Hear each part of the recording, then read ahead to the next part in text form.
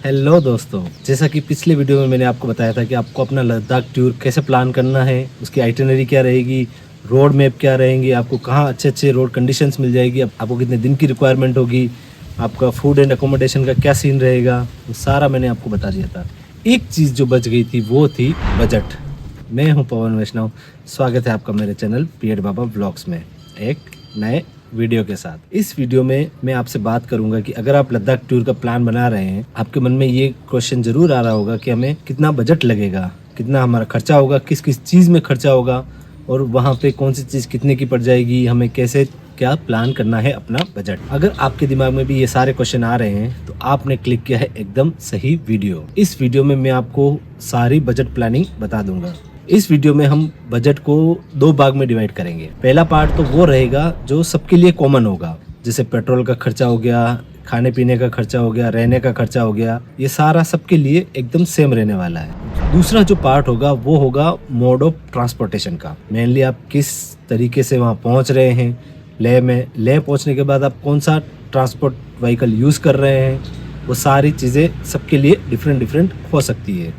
तो आप अपना बजट उस हिसाब से कैलकुलेट कर सकते हैं। जैसे ही मैं दोनों तरह की प्लानिंग बता दूंगा आपको, उस तरह से आप अपना बजट भी कैलकुलेट कर लेंगे। मोड ऑफ ट्रांसपोर्ट से मेरा मतलब ये रहेगा कि आप लेह तक बाय फ्लाइट आ रहे हैं, उसके बाद वहाँ से टैक्सी करके घूम रहे हैं, या फिर बाइक रेंट पे करके घूम रहे हैं, या फिर आप बाहर से बाइक रेंट करके ला रहे हैं, या खुद की बाइक से आ रहे हैं, खुद की कार से आ रहे हैं, वो सारी चीज़ें मोड ऑफ ट्रांसपोर्टेशन में आएगी और उसका खर्चा सारा अलग अलग रहने वाला है। चलिए शुरू करते हैं। सबसे पहले बात कर लेते हैं इस वीडियो के फर्स्ट पार्ट की। फर्स्ट पार्ट में हम बात करेंगे कि खाने पीने का क्या सीन रहेगा, कितना बजट रहेगा, और दूसरी चीज़ रहने का कितना आपका लगने वाला है। तो देखो, सबसे मेन ये डिपेंड करता है कि आप क्या एक्सपेक्ट कर रहे हैं, आप किस तरह के रेस्टोरेंट में खाना चाहते हैं, आप किस तरह का खाना खाना चाहते हैं, आप किस तरह की जगह पे रुकना चाहते हैं, या आप टेंट्स में रुकना चाहते हैं, आप डॉर्मेट्रीज में रुकना चाहते हैं, आप हॉस्टल्स में रुकना चाहते हैं, होम स्टेज में रुकना चाहते हैं, या आप होटल्स में रुकना चाहते हैं। वो सब कुछ आप पे डिपेंड करेगा कि आप किस तरह का लग्जरी सोच के जा रहे हैं, और आपका खुद का खर्च करने की कैपेसिटी कितनी है, मेनली तो उस पर डिपेंड करेगा। दूसरा डिपेंड करेगा कि आप कितने दिनों का प्लान बना के आ रहे हैं। जैसे आपने अगर मेरा पिछला वीडियो देखा हो तो मैंने आपको 12 से 13 दिन की एक आइटिनरी बताई थी। उस आइटिनरी के हिसाब से आ रहे हैं, या फिर आप उससे भी कम दिन में करना चाह रहे हैं, या उससे भी ज़्यादा दिन में करना चाह रहे हैं, उस पर भी बहुत कुछ डिपेंड करेगा। दूसरी चीज़ ये आती है कि आप सोलो ट्रैवल कर रहे हैं तो आपका खर्चा जो होगा वो ज़्यादा होगा, क्योंकि आपको सारा एक्सपेंसेस आपको अकेले ही उठाना पड़ेगा। दूसरा तरीका ये कि आप ग्रुप में कर रहे हैं। अगर आप जैसे ग्रुप में कर रहे हैं या 2 जने भी कर रहे हैं तो आपका जो एक्सपेंसेस होगा वो डिवाइड हो जाएगा। जो रहने का जो एक्सपेंसेस होगा वो डिवाइड हो जाएगा, खाने का डिवाइड हो सकता है। इस तरह से जो आपके एक्सपेंसेस है वो इस पर भी डिपेंड करेंगे कि आप सोलो ट्रैवल कर रहे हैं या ग्रुप में ट्रैवल कर रहे हैं, वो कम्प्लीटली आप पे डिपेंड करेगा। चलिए सबसे पहले बात कर लेते हैं कि आपका अकोमोडेशन पे कितना खर्चा आने वाला है। मैं एक जनरल क्राइटेरिया बताऊंगा, ना बिल्कुल ज़्यादा बताऊंगा ना बिल्कुल लो वाला बताऊंगा। जैसे मैं एक राइडर हूँ जो बहुत मीडियम खर्चा करता है, ज़्यादा खर्चा नहीं करता और ना ज़्यादा कम खर्चा करता है, तो इस तरह का राइडर हूँ मैं। तो मैं आपको उस तरह का एक बजट बता दूंगा, तो आप अपने हिसाब से उसमें ऐड कर सकते हैं या घटा सकते हैं कि हम ये खर्चा करेंगे, ये नहीं करेंगे, इस तरह से आप घटा सकते हैं। तो जो अकोमोडेशन का जो अगर देखा जाए, एक नॉर्मल होम स्टेज हो गया या नॉर्मल होटल भी हो गई, जिसमें लगभग सारी जो विलासिता की चीज़ें हैं वो मिल जाएँ, गर्म पानी आपको मिल जाए, अच्छा खासा बेड मिल जाए, अगर वैसे गर्मी की ज़रूरत, एसी की ज़रूरत तो वहाँ पड़ती नहीं है, बट गर्म कंबले मिल जाए आपको, इस तरह का अगर सब कुछ मिल जाए तो वो आप मान लीजिए कि 1000 से 1500 रुपये पर हेड के हिसाब से आपका खर्चा इसमें आएगा। किसी के लिए ये खर्चा 1500 रुपये से ज़्यादा भी हो सकता है, किसी के लिए ये 1000 रुपये से कम भी हो सकता है। वो आप पे डिपेंड कर सकता है कि आप कितनी बार्गेनिंग करते हैं, कौन सी जगह पे रुकते हैं, आपको होम स्टेज कौन से मिलते हैं, आपको किस जगह खाली जगह मिल जाएगी, उस पर बहुत कुछ डिपेंड करेगा। और इसमें ध्यान रखने वाली बात यह है कि मैं इसमें जो बजट बता रहा हूँ वो सिर्फ नॉर्मल जो सबके खर्चा होगा वो वाला बजट बता रहा हूँ। ऐसा नहीं है कि आप लद्दाख में जाके राफ्टिंग कर रहे हैं या बंजी जंपिंग कर रहे हैं, कुछ एक्स्ट्रा जो चीज़ें होती है वो सब कर रहे हैं, वो चीज़ें मैं इसमें इंक्लूड नहीं कर रहा हूँ। वो इंडिविजुअल डिपेंड करती है कि कोई करना चाहेगा, कोई नहीं करना चाहेगा, वो आप पे डिपेंड करेगा। तो इस तरह से अगर देखा जाए तो 12 दिन का आपके 12,000 से 18,000 के बीच में सिर्फ रहने का खर्चा आने वाला है, अगर आप सोलो ट्रैवल कर रहे हैं। तो अगर आप ग्रुप में ट्रैवल कर रहे हैं, 2 जने कर रहे हैं या 4 जने कर रहे हैं, तो आप उस हिसाब से इसको डिवाइड कर सकते हैं कि आपका रहने का खर्चा कितना आने वाला है। क्योंकि वहाँ लद्दाख में ऐसी जगह भी मिल जाएंगी जहाँ आप एक रूम में 4 जने भी रुक सकते हैं, एक रूम में 2 जने भी रुक सकते हैं। हम जब पिछली बार गए थे एक रूम में 7 जने भी रुके थे, इतने बड़े बड़े रूम भी हमें मिल गए थे। तो वो कम्प्लीटली आप पे डिपेंड करेगा कि आप किस तरह का ट्रैवल कर रहे हैं। तो अगर आप खर्चा कम करना चाहते हैं तो मैं आपको यही राय दूंगा कि आप ग्रुप में राइड कीजिए, थोड़ा सेफ भी होता है, अच्छा भी होता है। अगर आप ग्रुप राइड्स कर चुके हैं तो फिर आप सोलो कर सकते हैं, कोई दिक्कत नहीं। बट अगर आप फर्स्ट टाइम जा रहे हैं ना, तो आपको मैं यही रिकमेंड करूंगा कि आप ग्रुप में राइड कीजिए। अब बात करते हैं खाने पीने की। अगर खाने पीने की बात की जाए तो आपका लगभग 100 रुपये आप ब्रेकफास्ट के मान लीजिए। तो आप 100 रुपये का आप ब्रेकफास्ट करेंगे, ऑन एन एवरेज बता रहा हूँ। अगर आप ज़्यादा कुछ लेंगे तो ज़्यादा हो जाएगा, अगर कम लेंगे तो कम भी आ सकता है। वहाँ पे डिपेंड करेगा आप कितना खाना चाहते हैं, क्या खाना चाहते हैं। 100 रुपये आप अपने ब्रेकफास्ट के मान लीजिए। तो ब्रेकफास्ट के हो गए लगभग 12 दिन के 1200 रुपये आपके ब्रेकफास्ट के हो जाएंगे। उसके बाद अगर डिनर की बात करूँ तो लगभग 200 रुपीज़ आपके डिनर के हो जाएंगे। डिनर प्लस लंच करके 400 से 500 आप डिनर प्लस लंच का मान लीजिए पर हेड। ये तो स्प्लिट नहीं होगा क्योंकि ऑब्वियसली खाना तो सब अपना अपना खाएंगे। तो लगभग लंच और डिनर का देखा जाए तो आप लगभग 6000 रुपये आपके 12 दिन के लंच और डिनर के हो जाएंगे। अगर आपके दिन बढ़ते हैं तो आप उसमें और ऐड कर लीजिए, अगर आपके दिन कम होते हैं तो आप उसमें डिवाइड कर लीजिए या माइनस कर लीजिए, उस हिसाब से आपके बजट आ जाएगा खाने पीने। ये तो हो गया खाने पीने का बजट। अब आ जाते हैं हम इस वीडियो के दूसरे पार्ट पे, जो कि है मोड ऑफ ट्रांसपोर्टेशन, कि आप किस तरह की यात्रा इसमें करने वाले हैं, किस वे से करने वाले हैं। आप अपनी बाइक से करेंगे, बाइक रेंट लेके करेंगे, टैक्सी से करेंगे, या फिर खुद की कार लेके आएंगे, या पब्लिक ट्रांसपोर्ट में आएंगे। वो आप पे डिपेंड करेगा कि आप किस तरह से उसमें करना चाहते हैं।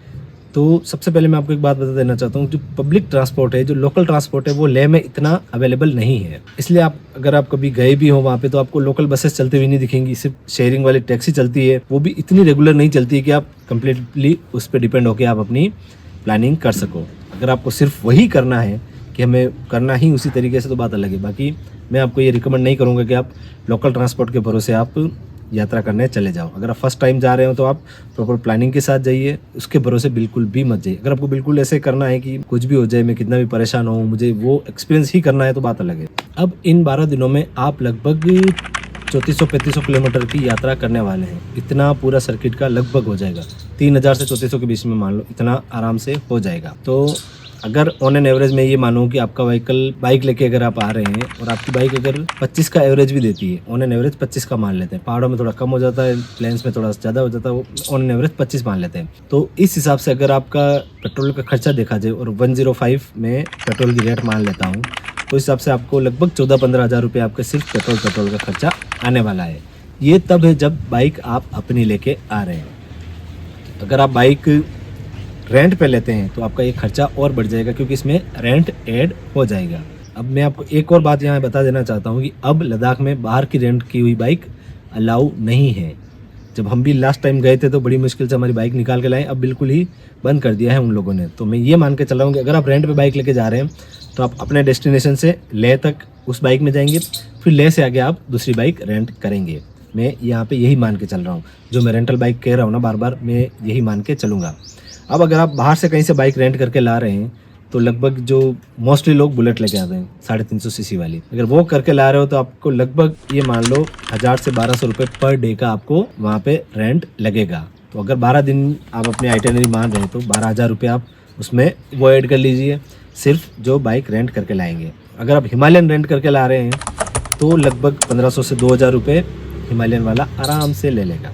तो 12 के 24,000 रुपये आप 12 दिन के 24,000 रुपये आप वो मान लो। ये रेंट हो गया जो आप बाहर से गाड़ी करके ला रहे हैं, क्योंकि लेह में खड़ी करेंगे तो भी रेंट तो लगेगा ही, आप यहाँ भी लगेगा, और लेह से अगर आप कोई रेंटल गाड़ी लेंगे तो उसका भी लगेगा। तो 24,000 रुपये तो आप इस हिमालयन लेके आ रहे हो तो इसका रेंट मान लो, और अगर बुलेट लेके आ रहे हो 350 तो 12,000 रुपये उसका रेंट मान लो। ये तो हो गया आप जो गाड़ी वहां से करके ला रहे हो अपने डेस्टिनेशन। अगर दूसरा फिर ये आता है कि आप लेह से भी रेंट करोगे, तो लेह में लगभग आप ये मान लो कि 7 से 8 दिन आप लेह में घूमोगे, लगभग 2000 रुपये आप वहाँ की गाड़ी का रेंट मान लो, लगभग 15,000 रुपये आप उसमें वो ऐड कर लो।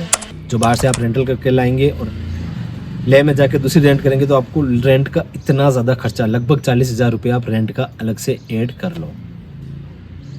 Too much, too much.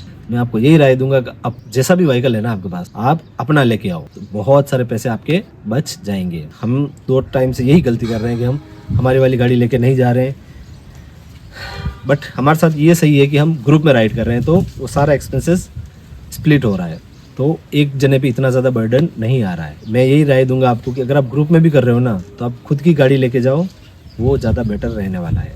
और अगर आप मान लो कि लेह बाय फ्लाइट आ गए या बाय बस, जैसे भी आप ले आ गए, उसके बाद वहाँ पे अगर आप टैक्सी कर रहे हो ना, 7-8 लोग और टैक्सी कर रहे हो, तो टैक्सी भी वहाँ पे बहुत बहुत बहुत ज़्यादा महंगी पड़ेगी, क्योंकि सीज़न वहाँ पे सिर्फ 6 महीने का होता है। उनको 6 महीने में 12 महीने के पैसे कमाने होते हैं, सीधी सी बात है। वो भी अपनी जगह सही है, गलत नहीं है। तो वो क्या करते हैं कि रेट डबल ट्रिपल ही लगेगी सीधे के सीधे। अगर आप वहाँ वो 7-8 दिन वो पूरा पेंगोंग, नुब्रा, सोमरीरी ये अगर आप करना चाहेंगे, तो लगभग आप मान लो 25 से 30 हज़ार रुपये टैक्सी वाले उस चीज़ के ले लेंगे आप। उसके अलावा अगर कोई टोल लगता है तो वो अलग, कहीं मोनेस्ट्री में जो पैसे लगेंगे वो अलग, कहीं कोई देखने के लिए जैसे आपको हॉल ऑफ फेम हो गया या जो लेह का जो फोर्ट हो गया, वो देखने के लिए आपको पैसे लगते हैं, टिकट लगते हैं, वो सारा सब कुछ उसमें अलग रहता है। तो अगर आप टैक्सी से आ रहे हैं तो आप उसमें टैक्सी वाला हिस्सा भी ऐड कर सकते हैं। टैक्सी में आप कितने लोग बैठेंगे वो आपके ऊपर डिपेंड करता है।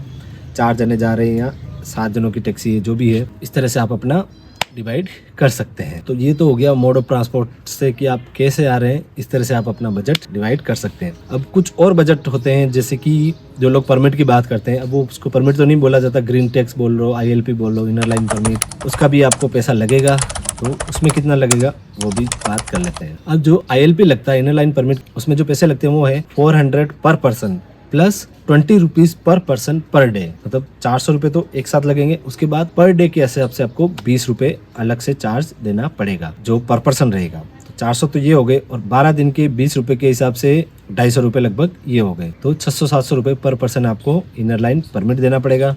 अब कुछ हिडन एक्सपेंसेस भी होते हैं जो हमें भी हुए थे, जैसे कि मान लो आपकी बाइक का कहीं ब्रेकडाउन हो गया, उसका खर्चा लगेगा। ब्रेक पैड्स घिस गए, उसका खर्चा लगेगा। कोई वायर टूट गई, किस तरह का आपका ब्रेकडाउन हुआ है, मेनली ये मान लीजिए किस तरह का ब्रेकडाउन हुआ है, उस पर डिपेंड करेगा कि आपको कितना खर्चा बैठने वाला है। जैसे हम पिछली बार गए थे तो टायर ट्यूब फट गया था, तो ट्यूब चेंज करने के, ट्यूब के वो सारे पैसे लगे, वो अलग। इस बार जैसे गए तो लॉक ही टूट गया, चाबी टूट गई, सॉरी, लॉक के अंदर ही रह गई, तो पूरा वो लॉक सेट चेंज हुआ, उसके अलग। चेन सेट चेंज करवाया, उसके अलग। उसके बाद ब्रेक पैड्स चेंज हुए, उसके अलग। जो चेन ल्यूब्स की वो उसके अलग, बाइक वॉशिंग के अलग। इस तरह के कुछ हिडन आपके खर्चे लगेंगे। उसके बाद अगर जैसे आप चाय कॉफ़ी कुछ पीते हैं बार बार रुक के, उसके पैसे लगेंगे, वो अलग। मान लो पानी आप इतना ठंडा, क्योंकि उस टाइम वहाँ तो बर्फ़ का पानी मिलता है, वो सीधा सीधा जो पहाड़ों से आ रहा होता है वो पी सकते हैं, बहुत प्योर पानी होता है। हमने तो लगभग वही पिया था। अगर आप वो नहीं पीते हैं, इतना ठंडा पानी नहीं पीते हैं, तो आप लगभग ये मान लीजिए कि आपको पानी का खर्चा देना पड़ेगा, वो अलग। बीच में कहीं रुक के मैगी वेगी खाने का मन हो रहा है, वो अलग। अदर कोई भी एक्टिविटीज़ करते हैं, जैसे हमने स्नो राइड करी थी, पिछली बार पैराग्लाइडिंग करी थी, रिवर राफ्टिंग है, ये सब कुछ आप करते हैं तो उसका खर्चा अलग। जैसे कुछ लोग ड्रिंक्स करते हैं, उसका खर्चा अलग, वो भी मिल जाएगी, अवेलेबल होगी। कोई चीज़ आप परचेज़ करके लाते हैं तो उसका खर्चा अलग। तो ये सारे कुछ हिडन खर्चे भी उसमें इंक्लूड हैं। अगर मान लो कोई बीमार हो गया, हॉस्पिटल ले जाना पड़ गया, तो उसका खर्चा अलग। जैसे हमारा फ्रेंड बीमार हो गया था तो वो भी दिक्कत हुई थी, ऑक्सीजन लगाया, वो सब किया, तो उसका खर्चा अलग होता है। इस तरह से आप अपना पूरा खर्चा इसमें काउंट कर सकते हैं, अपना बजट काउंट कर सकते हैं। और अगर आप ग्रुप में जा रहे हैं तो इसको स्प्लिट करके भी आप देख सकते हैं कि हमारा स्प्लिट में इतना खर्चा लगने वाला है। तो जैसे जैसे मैं बता रहा हूँ वैसे आप काउंट कर लीजिए। सबसे पहले फूड का हो गया, अकोमोडेशन का हो गया, फ्यूल का हो गया, अगर बाइक रेंटल ले जा रहे हो तो उसका हो गया, उसके बाद कुछ मिसलेनियस हो गया, और लास्ट में परमिट का हो गया। तो टोटल आपको इतना बजट पड़ने वाला है। अब मैं आपको कुछ टिप्स बताता हूँ जिससे आप अपना थोड़ा खर्चा तो रिड्यूस कर ही सकते हैं।